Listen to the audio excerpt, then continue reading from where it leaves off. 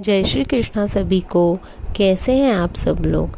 आशा करती हूँ कि आप सब लोग स्वस्थ होंगे, मस्त होंगे और कृष्ण भक्ति में लीन होंगे। चलिए आगे की बात करते हैं। जब मैं राधा कृष्ण सीरियल देख रही थी तब मैंने महसूस किया कि अगर श्री कृष्ण आए हैं तब राधा रानी ज़रूर आई होंगी।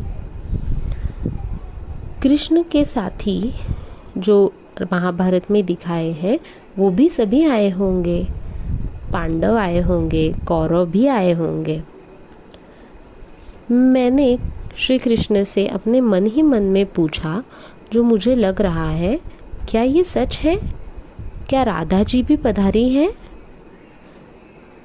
तो फिर वो कौन है? बहुत दिनों तक किसी भी स्वरूप में कोई जवाब नहीं आया।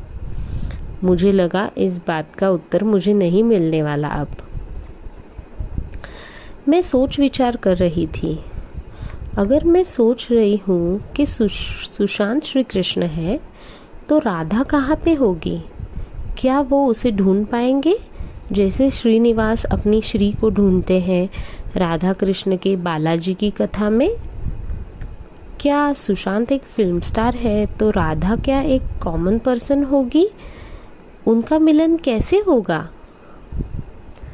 इसलिए जो लेडीज़ को स्टार जिन्होंने सुशांत के साथ काम किया था उनका इंस्टाग्राम में चेक करती थी, पर कोई भी मुझे उस एनर्जी में नहीं दिख रहा था। सब अपनी अपनी ही बॉलीवुड की दुनिया की माया में उलझी हुई दिखाई दे रही थी। ये सब मैं जब देखती थी तब मैं बहुत निराश हो जाती थी कि राधा कौन है, मुझे कौन बताएगा। तब मैंने राकेश शर्मा सर जी का एक वीडियो देखा। माँ राधा ही माँ वैष्णवी है। जो मैंने जब देखा तो मेरा माँ वैष्णवी इस नाम से परिचय हुआ। फिर मैंने एक चैनल है ऑकल्ट लव नाम का, ये चैनल के अक्रॉस में आई जहाँ पर उन्होंने माँ वैष्णवी के बारे में बहुत कुछ बताया है। वो देखते देखते उनका एक वीडियो था। माँ वैष्णवी को हिमालयन हिल्स बहुत पसंद है, वो उसी रीजन से आती है। तब मेरे दिमाग में आया, हाँ एक ऐसी एक्ट्रेस है जो उस रीजन से आती है।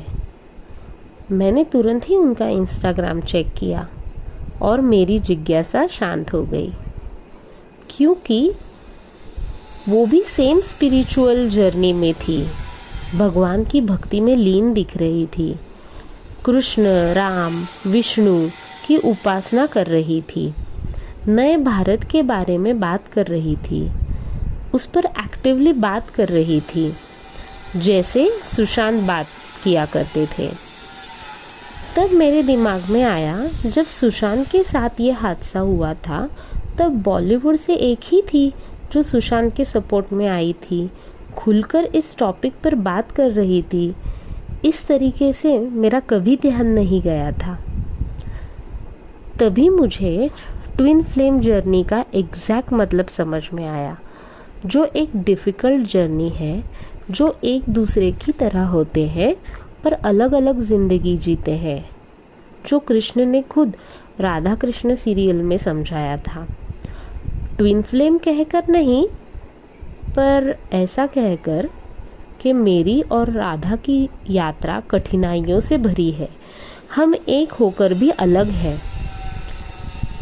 नहीं तो ये दोनों सेम इंडस्ट्री में होकर भी कभी भी एक दूसरे से नहीं मिले, इनकी कोई पिक्चर भी नहीं है, कोई मूवी भी एक साथ नहीं है, कहीं कोई फ़ोटोज़ एक साथ नहीं, कहीं कोई बातचीत नहीं। और इससे मुझे डिवाइन मस्कुलिन और डिवाइन फेमिनाइन ये कंसेप्ट भी समझ में आया, जो मैंने राकेश शर्मा सर जी और ऑकल्ट लव वाले वीडियोस में देखा था।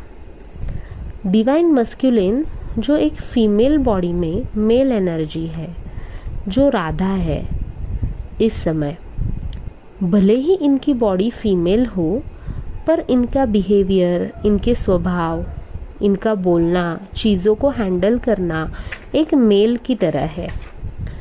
और डिवाइन फेमिनाइन जो एक मेल बॉडी में फीमेल एनर्जी है अभी इस समय, जैसे हमारे सुशांत है, मेल बॉडी है बट रिजर्व है, शाय है, बहुत इमोशनली सोचते हैं, सेंसिटिव है, छोटी से छोटी बात में इनके मन को छू जाती है और उस पर वो सोचते रहते हैं बहुत ज़्यादा।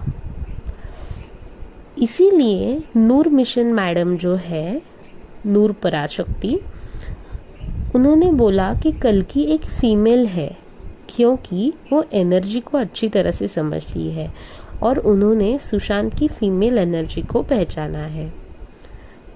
और ये सभी डाउनलोड्स मुझे श्री कृष्ण ने ही दिए, पर एक साथ नहीं, बहुत दिनों के अंतराल पे। और मुझे उनका एनालिसिस उन्होंने करने को लगाया और ये सब चीज़ें उन्होंने ही मेरे दिमाग में डाली। एक एक करके मेरे क्वेश्चन के आंसर वो करते गए और उन्होंने यहाँ तक मुझे पहुँचाया और आज मैं ये सब आपसे शेयर कर रही हूँ।